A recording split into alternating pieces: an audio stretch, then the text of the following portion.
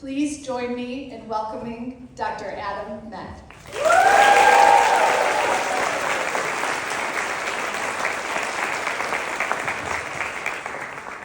I am so not used to standing behind the podium. Kind of want to take out the mic and just run around and do a message. Also, I never write speeches. I always just speak from the heart. And as I was preparing for today, I was thinking about all of the different things that I wanted to say, and all of them were kind of all over the place. So I decided to take some notes for the first time in like a decade. So we'll see what happens. And then as I was listening to everyone else talk, and I was so inspired by everything else everyone was saying, they all stole all my ideas. So now I just have to improvise for the next 10 minutes.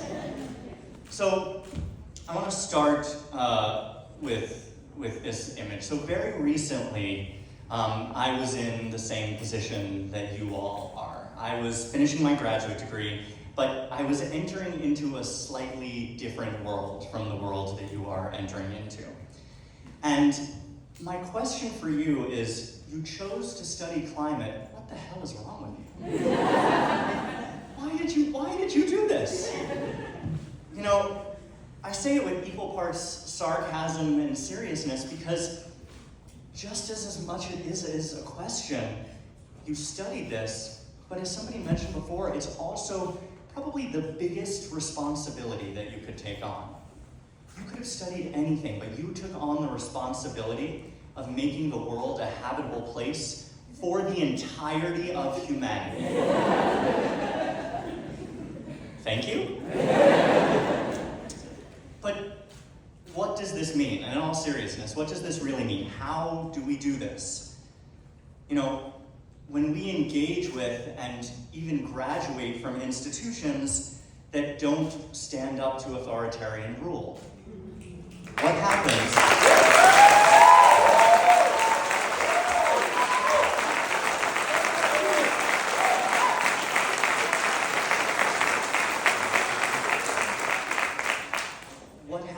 When we give into people that fully deny the existence of what all of us on stage and all of us in the audience have spent our entire lives working towards.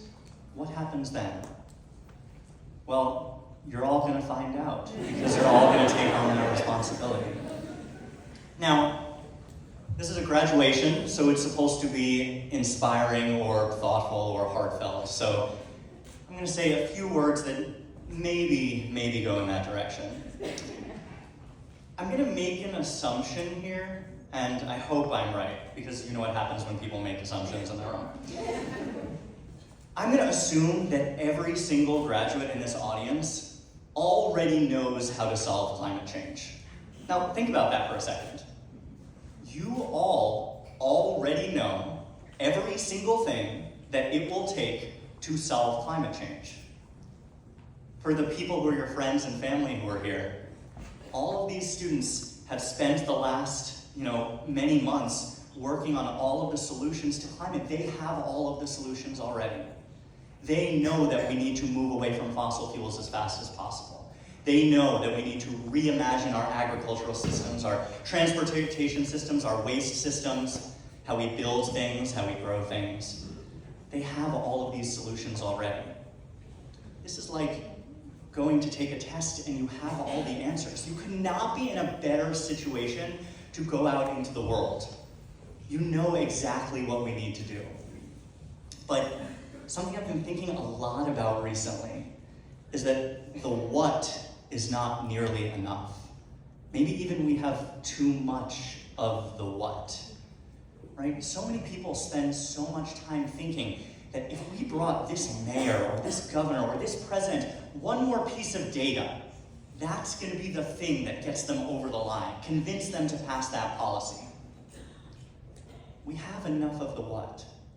One additional piece of data is not going to do that. What I'm going to challenge you all today is to be thinking about the how. We have the what. Your goal as you leave Columbia and go out into the world is to figure out the how. The how is the modes of communication. It's the reframing that we were talking about earlier. It's the reimagining how to talk to different people who speak different languages, who don't necessarily speak the language that you do. It's creating the paths to get people to take those steps forward around climate. It's funny, in 2008, I was sitting in that seat right behind the kind of barrier there, the first seat on the aisle. I was sitting in that seat, and on stage was somebody named Wally Broker. Does anyone know who that is? Wally Broker coined the term global warming for the scientific community. And he was one of my professors when I was an undergrad here. And since I was an undergrad, we transformed how we talked about climate change. Back then it was global warming, and you might notice we don't really use that phrase anymore, right? We talk about climate change. Now it's time for another reframing. It's time for another way of thinking about what we do. It's time for thinking about how we build things, grow things, get from place to place, what happens when we turn on the light. Climate change is big and existential. Climate change is what you studied, but climate change is not how it impacts people's lives. Climate change is not what happens out there in the world. Building this new world is the challenge that you all have. Now, we have plenty of people who are asking what the solution is. That's not the issue. Now, I already mentioned that we need to do more of the how. And I'm going to give you a couple of examples of what I mean by this. This is about to be a very controversial take. You ready? When Trump first came into office, one of the first things he did was pull us out of the Paris Climate Agreement. Horrible. Really horrendous. At the same time, this is one of the best things that has happened to climate action around the world and at the local level in the United States. I'll explain why. I know, you might be surprised. The number of governments that I've spoken to in the last few months have seen this signal as an opportunity to double, triple, quadruple their work in climate because the US is not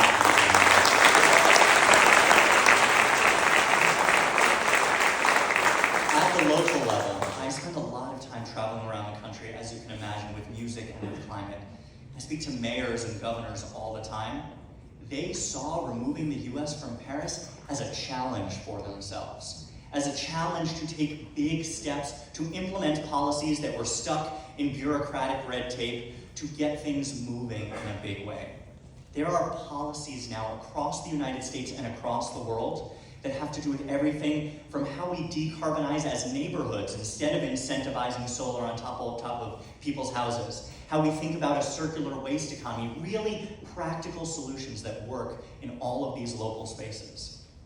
If we take these local ideas and we can apply them across the country and across the world, that can have so much more impact than even something like the Inflation Reduction Act.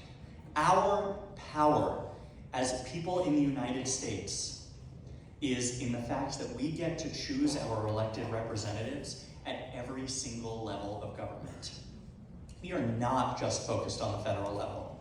The people who sit on community boards decide where power plants should live, where petrochemical plants should be, what zoning looks like, how transportation works, how our waste is picked up and transported and removed, how clean our water is, how long our food travels before it gets to our plate. All of these decisions happen at the local level. A lot of these local seats, when I go talk to these representatives who are running, they could win or lose by 10 votes. This is the kind of action that we're talking about, and this is the kind of work that you all have been educated on here at the Columbia Climate School, to understand that this is where the seat of power lies. You now have a degree, well, in a moment you'll have a degree, that gives you the credibility and the strength to go back to your communities around the world and prove that action isn't just taken at the federal level by presidents. It's taken at the smallest possible level. Now, there's one thing I want to ask of you that I want to ask you not to do. Please No more convenings for the sake of talking about shit. No more conferences that don't have a resulting action plan.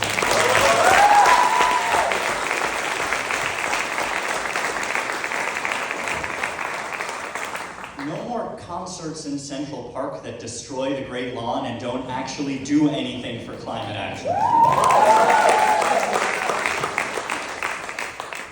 So, I'll leave you with this. I've been on stages of all different types around the world.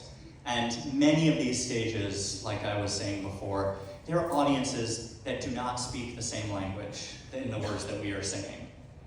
And in many ways, that's better. Because we take that time to play our music and we perform, and by the end of that concert, every single person in the audience is singing and dancing and working together towards something bigger than themselves. This is the challenge for all of you, and honestly, those are some of my favorite moments, where it looks like nothing is actually going to come out of what you're doing. So, the opportunities for you all for tomorrow are biggest when there are people who don't speak the same language as you. When they're with people who don't speak the same words that you do.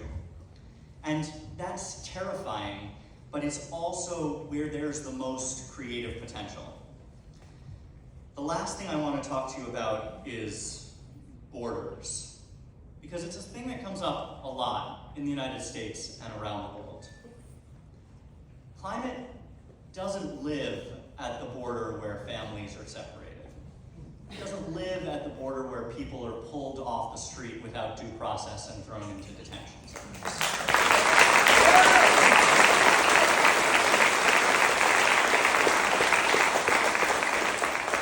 Climate change lives at the border of fear and creativity.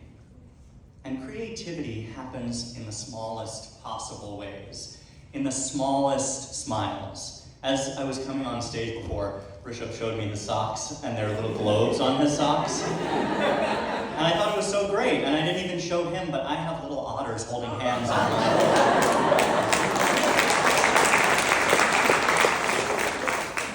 mine. Those small moments are what keep us all going, so thank you for that. So, it's inevitable, but climate is a choice that every one of us in this room has made, the people on the stage and the people who are in the audience. It's a choice that we've made, and there's no looking back, even if you do regret it, but I really hope you don't regret it. So, we all have to live with our choices.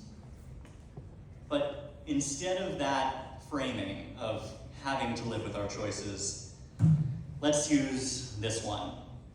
You all are ready. Let's fucking go.